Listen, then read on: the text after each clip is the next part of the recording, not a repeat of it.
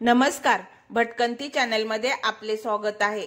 गणेश चतुर्थीला गणपती बाप्पा पृथ्वीवर येतात कशासाठी? तर आपल्या भक्तांचे दुःख दूर करण्यासाठी आणि अखंड पृथ्वीचा कारभार चालवण्यासाठी। ज्या वेळेला गणपती बाप्पांचे आगमन होते, ज्या वेळेला बघा प्रत्येक भक्त गणपती बाप्पा मोरया म्हणतो, मंगल मूर्ती मोरया म्हणतो आणि हा जय जयकार आपल्या कानावरती पडतोच बघा। त्यावेळेला आपल्या मनामध्ये एक प्रश्न तयार होतो की गणपती बाप्पा मोरया का बरे म्हणतो आपण? याची एक सुंदर कथा की एक भक्तीची कथा, अफाट भक्ती गणपती बाप्पांवरती होती म्हणून मोरया हा शब्द त्या ठिकाणी म्हटला जातो। तर ही कथा दंतकथा नसून सत्यकथा आहे आणि हेच जाणण्यासाठी आपण गणपती बाप्पांचे खरे भक्त असाल तर नक्की हा व्हिडिओ पहा।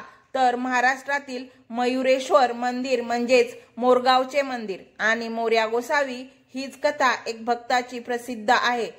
साधारणतः 600 वर्षापूर्वी पुण्यामध्ये चिंचवड गावामध्ये मोरया गोसावी नावाचा एक भक्त राहत होते। गणपती बाप्पांच्या आशीर्वादाने मोरया गोसावी यांचा जन्म झाला होता। अहो, जन्मापासूनच गणपती बाप्पांची अफाट भक्ती या महान भक्ताच्या वडिलांचे नाव वामन भट आणि आई पार्वती यांचा जन्म 1375 इसवी सनला झाला। अहो, त्यांना साक्षात गणपती बाप्पा प्रसन्न होते।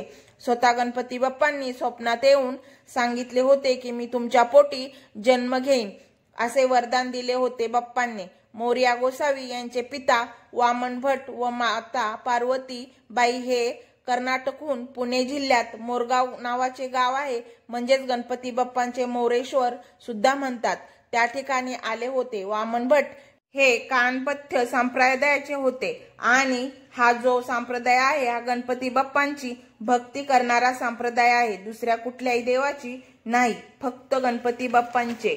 आणि हे लोक महाराष्ट्रात, कर्नाटकात, गोवा या ठिकाणी आहेत। आणि गणेश पुराणानुसार बघा, म्हणजे गणेश पुराणात सांगितले आहे की धानसटूप नावाचा एक महाभयंकर राक्षस होता। अहो, या राक्षसाने देवी देवतांची तपश्चर्या करून अनेक वर प्राप्त केले आणि अखंड सृष्टीमध्ये हैदोस घातला की याला देव सुद्धा मारू शकत नव्हते। आणि त्यावेळी बघा सर्व देवांनी मिळून गणपती बाप्पांना सांगितले की तुम्ही या राक्षसाचा काहीतरी बंदोबस्त करा। अहो, त्यावेळी बघा गणपती बाप्पांनी मयुराला आपले वाहन बनवले आणि 6 भुजा असलेला अवतार धारण केला आणि राक्षसाला मारले। त्यामुळे मोरगावचे हे नाव त्या ठिकाणी मयुरेश्वर पण म्हटले जाते। मोरगावला पार्वती आणि वामन भट यांनी मयुरेश्वराची अफाट भक्ती केली होती, अफाट भक्ती, आणि त्याचेच मुळे त्यांना पुत्रप्राप्ती झाली होती आणि आपल्या मुलाचे नाव मोरया ठेवले मोरगावच्या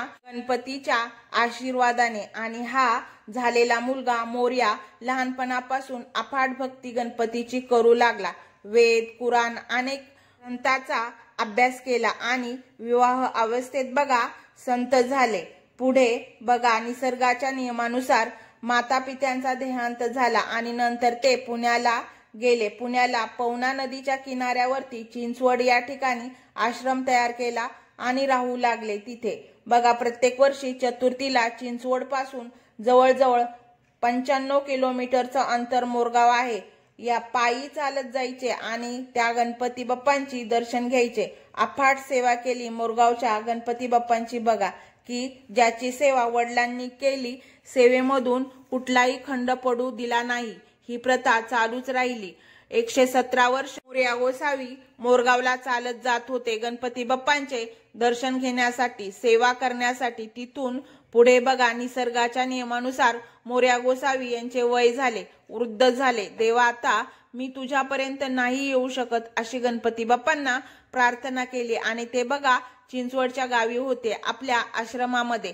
स्वतः गणपती बाप्पा त्यांच्या स्वप्नात आले आणि मोरया गोसावीला सांगितले, अरे बाबा, तुला आता मोरगावला जाण्याची गरज नाही, ह्याच ठिकाणी मी येईन। सकाळी ज्या वेळेस उठशील, अंघोळ करशील नदीमध्ये, नंतर समोर तुला मीच दर्शन देईन, माझीच मूर्ती दिसेल तुला, असं स्वप्न पडलं। दुसऱ्या दिवशी सकाळी मोरया गोसावी उठले, नदीवरती आंघोळीला गेले, आंघोळ केली, नदीतून बाहेर आले आणि काय चमत्कार, जसे स्वप्नामध्ये दिसली तशीच मूर्ती गणपती बाप्पांची त्यांना समोर दिसली आणि तीच मूर्ती मोरया गोसावींनी घेतली आणि आज चिंचवडमध्ये जे मंदिर आहे मोरया गोसावी गणपती बाप्पाचे मंदिर, त्या मंदिरामध्ये मूर्ती स्थापन केली, म्हणजे ते मंदिर त्या ठिकाणी निर्माण झाले त्यावेळेस। आणि त्या ठिकाणी बघा आजूबाजूचे हजारो लोक त्या ठिकाणी गणपती बाप्पांचे दर्शन घेण्यासाठी येऊ लागले।